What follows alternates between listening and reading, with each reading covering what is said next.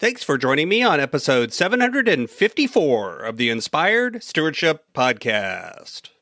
I'm Mario Pareca from 10 Minute Mindset, the podcast. I challenge you to invest in yourself, invest in others, develop your influence, and impact the world by using your time, your talent, and your treasures to live out your calling. Having the right inspiration to set your mindset on the right path is key. And one way to be inspired to do that is to listen to this, the Inspired Stewardship Podcast with my good friend, Scott Mader.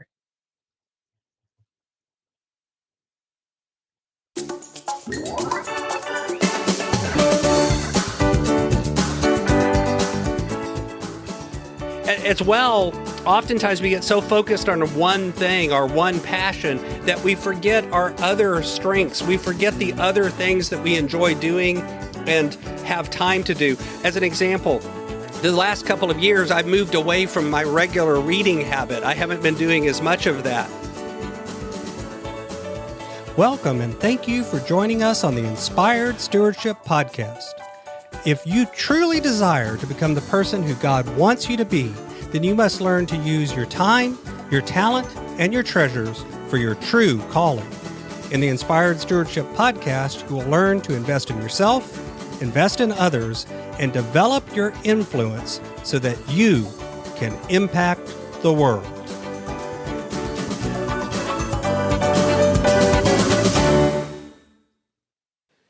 In today's episode about impacting the world through stewarding your talent, I talk with you about why passion isn't enough, but it's often the start. And I also share some things to do when your passion wanes. You've heard me talk about developing your talent, and one of the best ways to do that is through books. But if you're like most people today, it's hard to find the time to read. And that's why today's podcast is brought to you by Audible. Go to inspiredstewardship.com/audible to sign up, and you can get a 30-day free trial. There's over 180,000 titles to choose from, and you can pick one and listen your way to developing your talents via Audible. That's inspiredstewardship.com/audible to get your free trial and listen to great books the same way you're listening to this podcast.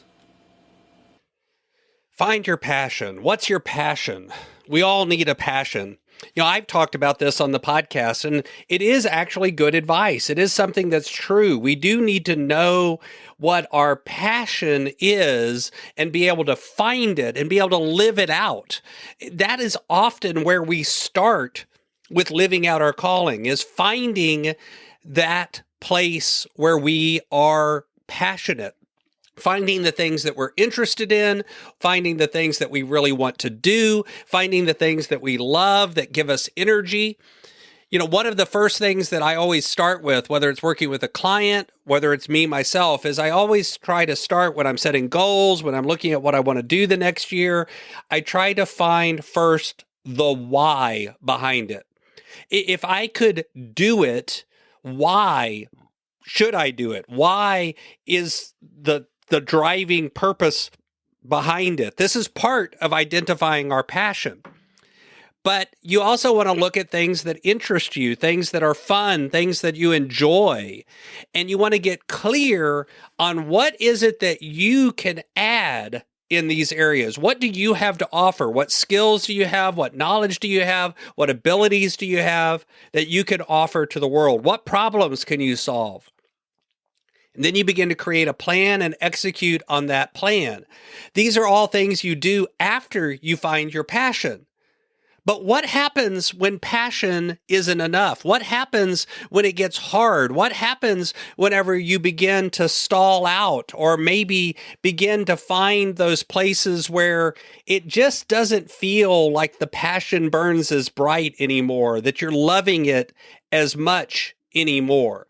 What do you do when passion was enough to start, but it's not enough to keep you going? It's not enough to drive you all the way to the finish line. What do you do when your passion wanes? You know, the truth is that happens to all of us from time to time, even with things that we truly love, even with things that we're really engaged in and enjoy doing. This podcast has had ebbs and flows in my energy and my passion around it.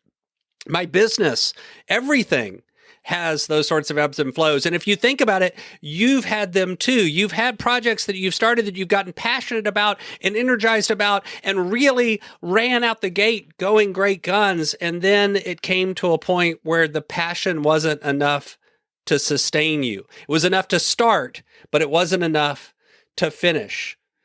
So what do you do then? The first thing you want to do is be honest with yourself. Sit down and take stock of what's going on. Figure out, is it really a lack of passion or is it a lack of results? And if it's a lack of results, what can you do different? What action can you take to drive yourself forward with results? What can you do next? What's the next step that you should be taking? What should you be doing today or tomorrow to be able to move forward effectively? You need to be able to see the bigger picture. You need to be able to be honest with yourself too. Is it lack of passion or is it lack of effort? Is it lack of ability? Is there a skill that you need or knowledge that you need? Or is it simply that, yes, you're passionate about this, but you're not really putting the time and effort into it to make it happen? Is there dedication or hard work or a willingness to learn that you're missing? The second thing, and I think this one is sometimes the most important and the most overlooked, give yourself time and space for self-care. Oftentimes when you're passionate and you're driven and you're moving forward 110 miles per hour, you feel guilty for taking any time off. You feel guilty for stepping back. You feel guilty for giving yourself some rest. But the truth is, yes, you need to hustle, you need to work hard, but you also have to take care of yourself. You also have to find time for rest. If you feel overwhelmed and burned out, oftentimes it's because you're not giving yourself enough time for self-care. You love what you're doing, but you're bouncing all over the place. You need to slow down and take some time to reflect and pause and give yourself time to breathe before you move forward. As well, oftentimes we get so focused on one thing, our one passion, that we forget our other strengths. We forget the other things that we enjoy doing and have time to do. As an example, the last couple of years, I've moved away from my regular reading habit. I haven't been doing as much of that. And honestly, it's something that I love to do, and I get a lot of energy from it, but I've just cut it out of my life because of time. And I'm needing to add that back in next year because learning and synthesizing information from a lot of different sources is one of my strengths. Passion can start you on the project, but there's also wisdom and grit and dedication and knowledge that's needed. And don't let your one passion overshadow everything else that you're good at or that you want to do. As part of that, sometimes it's really good to take a step back and do something as a diversion. Now, I want to be careful here. Diversion and distraction are not the same thing. Scrolling through Facebook is a distraction. A diversion is giving your brain something else to work on. Maybe you need to start a different side project and have more than one thing going on at a time. Maybe even 3 or 4 or 5. When normally I would say focus on one and get it done. Sometimes, if your passion is waning, what you need to do is actually have a couple of more things going on.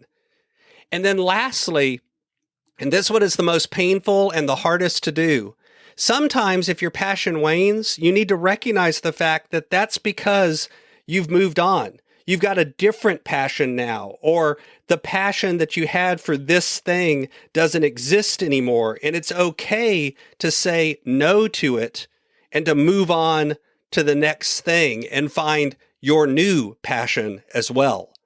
Thanks for listening.